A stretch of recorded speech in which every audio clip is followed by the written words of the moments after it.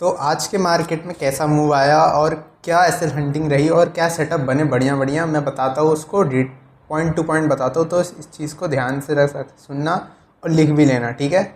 सबसे पहले जो मेरे को बताना है वो है परसों का सेटअप।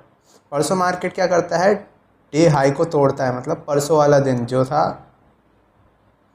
1 तारीख को, मतलब मार्केट डे हाई को तोड़ता है, फिर सीधा स्लोली स्लोली ऊपर जाता रहता है। बाइंग के सेटअप बनाता है, ब्रेकआउट ब्रेकडाउन कुछ नहीं करता मूवमेंट, बस ऊपर जाता रहता है जाता रहता है। तो इसमें खूब सारे बायर्स बैठे होते हैं, खूब सारे बायर्स, ठीक है। ऑपरेटिंग बायर्स जो ऑपरेटर होते हैं और रिटेल बायर्स रिटेलर जो होते हैं, ठीक है। 1 मिनट चार्ट पे बता रहा हूँ मैं सब। उसके बाद मार्केट खुलता है गैप अप। एटलीस्ट अगर इससे पॉइंट में नापा जाए यहाँ से यहाँ तक का ही कम से कम 100 पॉइंट का गैप अप है। अब जो ऑपरेटर बायर्स थे उन्होंने क्या करा, प्रॉफिट बुक कर लिया अपना, ठीक है। तब मार्केट बहुत तेज तेज गिरने लगा। यही हुआ यहाँ पे, ऑपरेटर जितने भी थे उन सब ने अपना प्रॉफिट बुक कर लिया। And most of the time retail buyers ने भी अपना प्रॉफिट बुक कर लिया होगा। रिटेल बायर भी यानी फंसे हो गए, ठीक है। रिटेल बायर्स ने अपना प्रॉफिट बुक कर लिया। फिर मैंने कल वाली वीडियो में जो फिबोनाची वाला लेवल बताया था वहाँ पे आके मार्केट रुक गया। एंड बैंक निफ्टी में प्रीवियस डे लो पे आके मार्केट रुक गया, ठीक है। बैंक निफ्टी में भी सेम ही था। बैंक निफ्टी 52,500 का लेवल तोड़ता है। उस पर खूब सारे रिटेल बायर 10-10 साल से पहले जो लोग ट्रेडिंग सीख रहे, करना चाह रहे, वो लोग, उन लोगों को भी पता है 52,500 राउंड नंबर एक अच्छा लेवल होता है। यहाँ पे भी बहुत रिटेल बायर्स की लिक्विडिटी जमा हो गई थी, ठीक है। अब मार्केट ने क्या करा, इसमें भी खुलते ही नीचे की तरफ गिरने लगा। मतलब सब ने अपना प्रॉफिट बुक कर लिया और जिन्होंने बुक नहीं करा वो एग्जिट कर रहे थे, ठीक है। इसलिए मार्केट इतनी तेज से नीचे की तरफ गिरा। बट गिरता चालाकी से हमेशा, रिट्रेसमेंट देते हुए, बताता नहीं है कि गिरेगा वो। ये चीज़ तो मैंने पूरी छोड़ दी। मैंने कहा इससे कोई मतलब नहीं है मेरे को। क्लोजिंग सब टूट गई थी।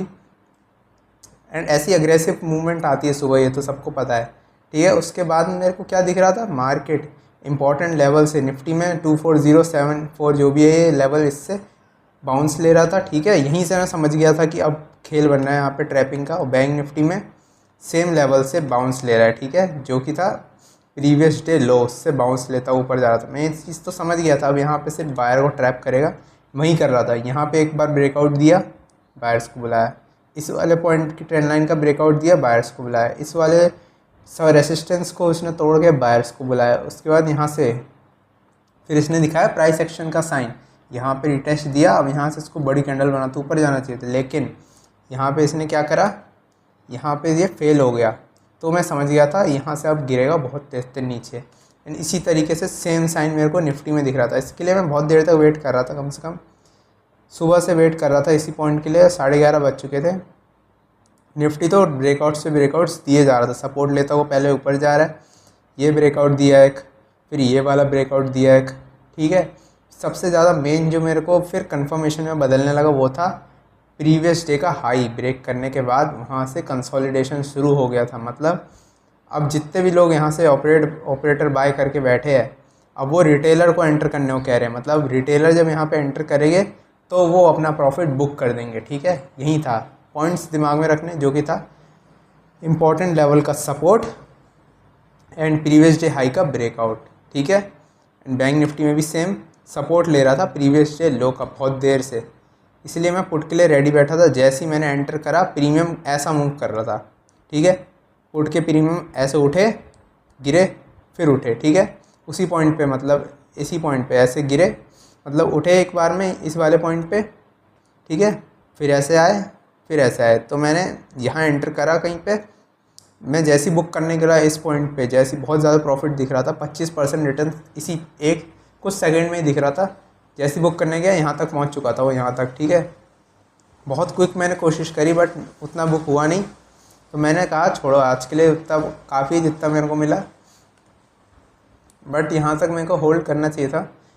प्रीमियम अच्छा बिहेव नहीं करा, बहुत क्विक बिहेव करा। उसके बाद यहाँ पे एंटर करना बेकार ही था, क्योंकि अब मार्केट में मुझे पता है जब भी ऐसे तेज़ फॉल देता है एंड ऐसा जो गैप बनाता है, अगर जूम करके दिखाता हूँ मैं आपको एक गैप की चीज़, ये भी नहीं पता होगी काफ़ी लोगों को।